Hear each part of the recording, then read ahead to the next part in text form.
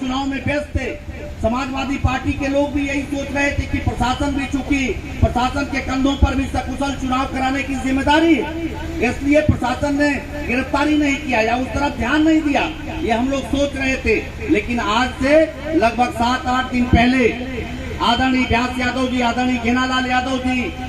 आदरणीय अरविंद साहनी जी, एनपी यादव जी, राम प्यारे यादव जी, हम सभी लोग पुलिस कप्तान से मिले और पुलिस कप्तान देवरिया से मिलकर हम लोगों ने कहा कि ये तो बहुत खराब बात है कि जब कोई आम आदमी, आम नागरिक किसी को मारता, किसी को गाली देता है, किसी की हत्या करता है, 307 लगता है, 302 लगता है, तो आप बुलडोजर से उसका घर गिरा देते हैं, आप उसकी गिरफ्तारी करते हैं, उसके नात, हित, रिश्तेदार सबको पकड़ कर लाकर बंद कर देते हैं। लेकिन आपके पुलिस का दारोगा, आपके विभाग का दारोगा एक नौजवान को बिना किसी अपराध के अगर उसने उसकी हत्या कर दिया और आपने हत्या का मुकदमा लिखा, फिर उसकी गिरफ्तारी क्यों नहीं? हमको शर्म आती है। हमारे जिले के कप्तान साहब, उनको हम लोग मानते हैं कि निरपेक्ष हैं, वो बेहतरीन काम करते हैं, लेकिन उनकी बात सुनकर हम लोगों को इस बात पर शर्मिंदगी महसूस हुई। कप्तान साहब ने कहा कि बिसरा प्रिजर्व कर लिया गया है, बिसरा जांच के लिए गया। साथियों, हम कहना चाहते हैं कि बिसरा जांच के लिए, किसी का भी बिसरा जांच के लिए तब जाता है जब इस बात का क्लियरेंस नहीं होता है कि सांप काटने से मरा है, जहर खाने से मरा है या ऐसे किसी कारण से मरा। जब सीधे सीधे ये दिखाई दे रहा है और सब पूरी जनता जानती है सतराओं की, इस इलाके की, कि दारोगा ने मारा, पोस्टमार्टम में उसके गर्दन से लेकर और नीचे तक पूरी पीठ काली हो गई, मुंह और नाक से उसके खून निकल गया और पीटने के अगले दिन उसकी मौत हो गई। जब सबको पता है और जहर से मौत नहीं हुई है, तो फिर बिसरा प्रिजर्व करने का क्या उचित है? और बिसरा की जांच तो 6 महीने, साल भर लगते हैं।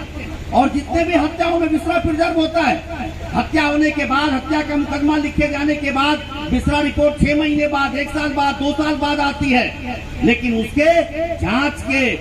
क्रम में उसकी गिरफ्तारी, अपराधी की गिरफ्तारी नहीं रुकती। लेकिन पुलिस कप्तान महोदय, जब हम लोग बात किए तो पुलिस कप्तान महोदय ने कहा कि बिसरा प्रिजर्व है, जांच के लिए गया है। हम लोगों को नहीं समझ में आया कि आखिर पुलिस कप्तान साहब क्या कहना चाहते हैं, अपने दारोगा को क्यों बचाना चाहते हैं। ये सवाल हम आप लोगों से कहना चाहते हैं। और मैं दूसरी बात कहना चाहता हूँ, यहाँ तमाम हम कहे साथियों से कि इतने लोग हम लोग बैठे हैं और कोई दारोगा किसी को मार रहा है और सबके हाथों में मोबाइल है,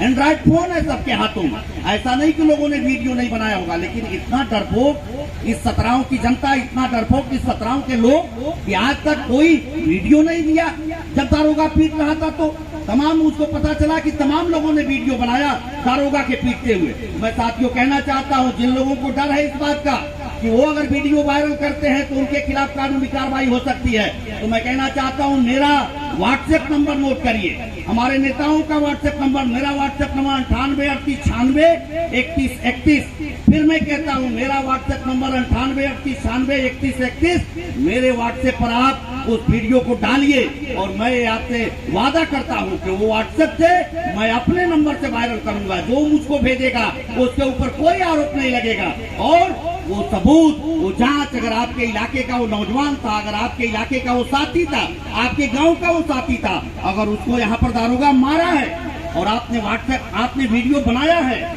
तो उस वीडियो को हमारे नेताओं के व्हाट्सएप पर डालिए, हमारे व्हाट्सएप पर डालिए, ताकि वो भी एक बड़ा साक्ष्य होगा। और इस तरीके से जब पुलिस की जुर्म और ज्यादती से आप डरेंगे, इस तरीके से पुलिस के जुर्म और ज्यादती से डरेंगे। दद्दन यादव हम लोगों का कोई रिश्तेदार नहीं, दद्दन यादव एक आम नागरिक, दद्दन यादव एक आम आदमी इस गाँव का। और अगर दद्दन यादव के साथ जिस पुलिस के जिम्मे हमारे रक्षा की जिम्मेदारी है, हमारे